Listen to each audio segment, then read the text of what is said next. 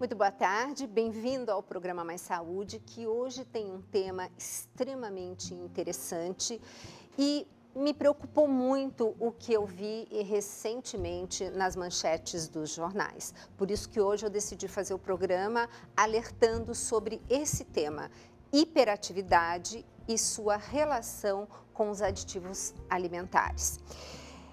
Há pouco tempo, nós tivemos no jornal aqui de São Paulo, que é um dos jornais de maior circulação, o Estado de São Paulo, que foi manchete do caderno Metrópole. Gente, olha isso aqui.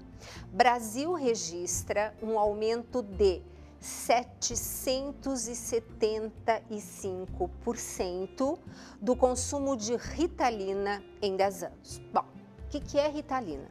Ritalina é uma medicação que só pode ser prescrita por psiquiatra e geralmente onde é que ela está sendo usada? Na hiperatividade em crianças. Adultos também consomem, mas aonde está assustando a todos nós profissionais da saúde é que está sendo quase que indiscriminadamente a primeira opção para hiperatividade numa criança, o uso de Ritalina. Inclusive, um dos psiquiatras que foi entrevistado nessa matéria, ele comenta isso, que a primeira opção de eleição é a Ritalina antes de outras formas.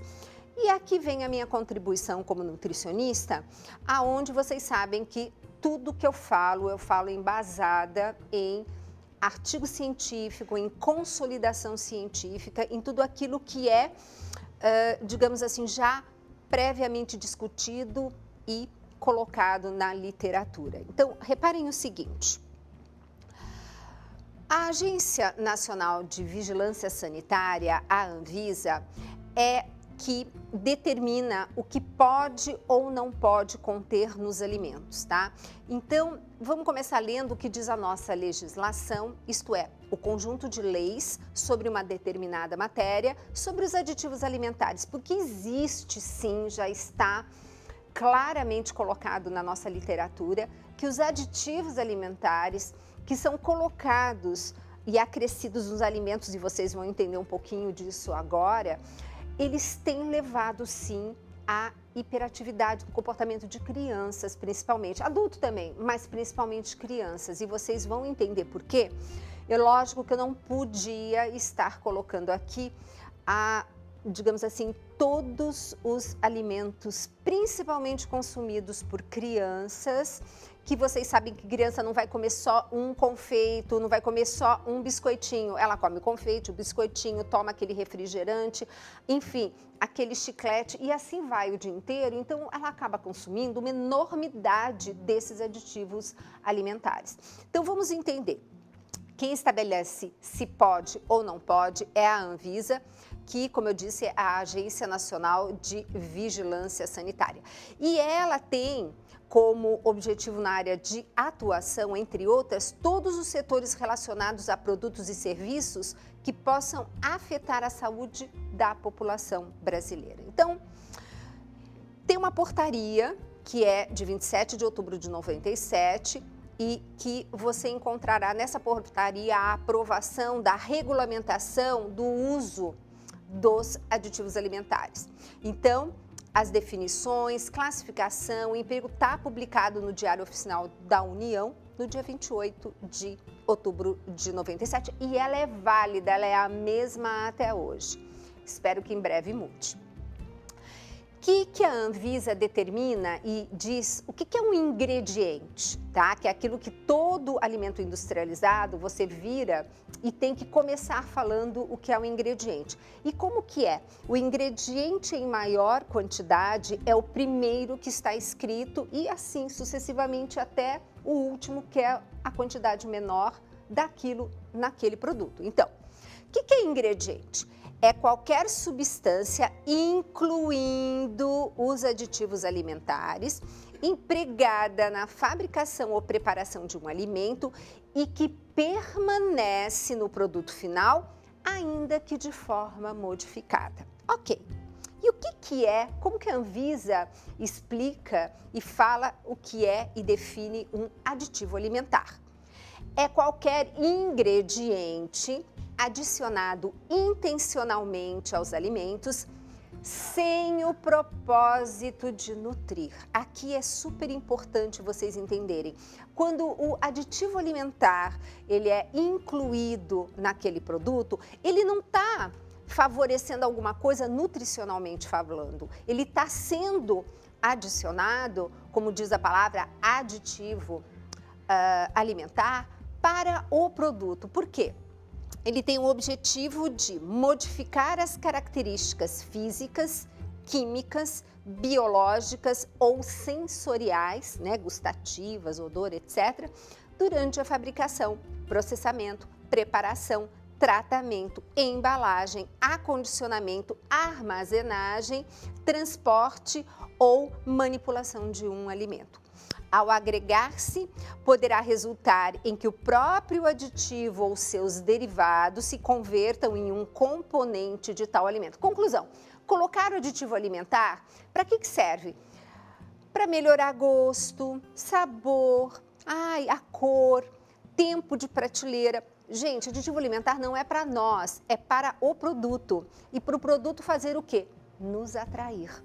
Então, uma das coisas que eu reclamo muito, e eu falo extensamente aqui no livro Alimente Bem Suas Emoções, que foi o intuito escrever esse livro para alertar a população a respeito disso, é que muitas vezes você perde o sabor, você perde o aroma de uma fruta. Por quê? Porque você está tão acostumado a seu paladar está o tempo todo em contato com produtos alimentícios que tem um sabor muito mais acentuado, um sabor muito mais forte.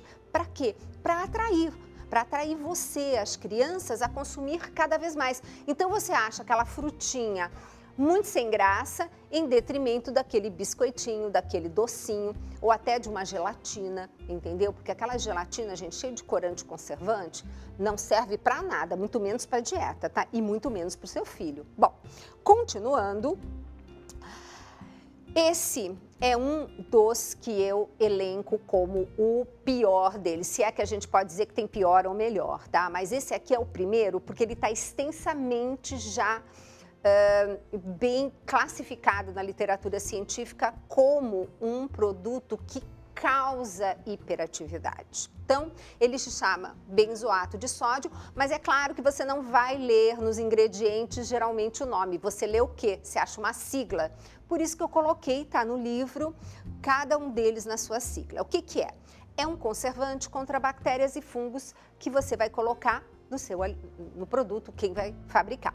Onde encontramos? Principalmente em recheios de biscoitos com sabor de frutas, doces, peixes industrializados, molhos para saladas, refrigerantes e cerveja. Conclusão: tomou um refrigerante? Está ingerindo. Que mal ele pode causar à nossa saúde?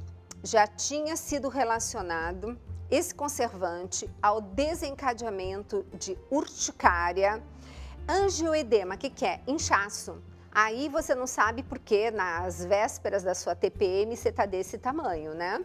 Ou então, mesmo sem ser na TPM, você vive inchado, acorda de manhã, o anel sai do dedo, no final do dia nem pensar.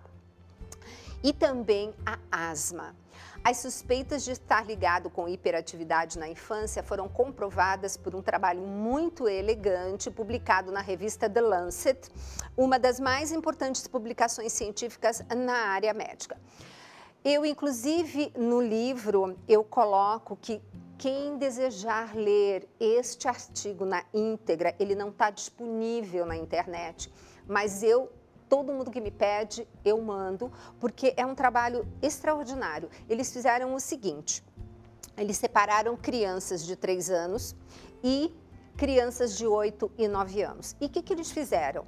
Eles fizeram um dos melhores trabalhos que você pode fazer, isto é, ninguém sabia quem estava utilizando esse benzoato de sódio, nem o próprio organizador do trabalho, o médico que estava organizando esse trabalho. Somente quem estava chefiando esse trabalho é que sabia quem estava tomando e quem não estava, para não ter, assim, digamos assim, nenhum viés, como a gente chama. Então, o que eles fizeram? Eles deram a bebida para as crianças de 3 anos, e separaram aleatoriamente, não escolheram, pegaram assim crianças aleatoriamente e deram para um grupo de 3 anos, deram essa bebida contendo benzoato e para outras não contendo. E da mesma forma fizeram isso com crianças de 8 e 9 anos. E ficou muito bem estabelecido que este benzoato de sódio de fato causa hiperatividade e justamente numa faixa etária em que você tem que estar ligado na escola, sim, focado nos estudos. Então a criança, ela está com umas interferências e é por isso que eu costumo dizer, se você tem uma criança que está com um comportamento cuja professora está dizendo, precisaria dar um pulinho no psiquiatra para ver se a sua criança não é hiperativa, se ela de repente não tem déficit de atenção, antes de você levar essa criança, dê 30 dias de prazo mudando a alimentação dela. Coloque comida de verdade, mas a comida de verdade como? A gente perdeu essa referência. Eu coloquei no livro Alimente Bem Suas Emoções a lista de compras, fotografei todos os alimentos. Para quê? Para que você siga um roteiro. Coloquei uma ideia de cardápio onde eu mostro que comer comida de verdade não é caro. Tem 7 refeições com alimento, aquele que está como Deus colocou na natureza. Está lá em Gênesis como a gente tem que comer. 3º dia, legumes, verduras e frutas. 4º dia, Deus não fez nada para a gente comer. Mas no 5º dia, ele começou a fazer as proteínas. Qual foram as primeiras? Peixes. Em seguida, no mesmo dia, as aves. Então, primeira qualidade de proteína que nós deveríamos comer durante a semana seriam peixes mais vezes. E, gente, um peixe espetacular é a sardinha. A sardinha, ela tem, de fato, o ômega 3, de fato, coenzima Q10, que é uma substância interessantíssima para as nossas células, para dar energia. E nós já estamos indo para o intervalo.